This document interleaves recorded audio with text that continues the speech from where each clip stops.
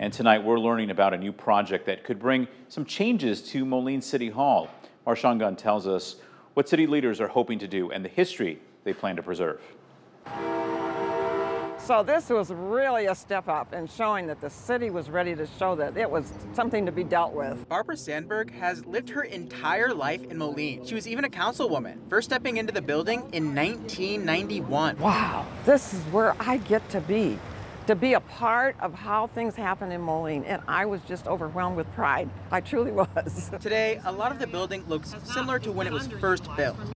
That is, without the portico, which was removed in the 1950s. Somebody panicked and said, well, we need to take it all down. There's still the marble walls, the long staircase up to the chambers. It tells a story of where the city's been and where it's going. There's a lot of history in this 111-year-old building. But now the city of Moline is thinking of making a few changes. So the building itself was built in 1914. There has not been a lot of major rehabilitation projects for the building since then. They have a lot of ideas, some that have come from the age of the building. The HVAC, electrical, piping, mechanical systems. But there's also some bigger changes, like redoing the unused basement to accommodate training in human resource services. There could even be changes to the council chambers. So we're looking at moving the council chambers down to the first floor. But one thing won't change: the history in the walls of the building. I think we're going to do our best to make sure that everything's kind of maintained to how it looked originally. And from what Sandberg has seen through her life in Moline, I believe that there is enough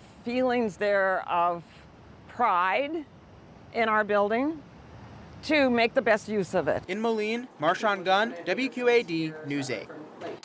Now, these are all just proposed changes and haven't been officially brought to the council. Schmidt and his colleagues hope to get approval for their project by the beginning of September. At the earliest, though, Moline could start construction on City Hall by summer of 2026.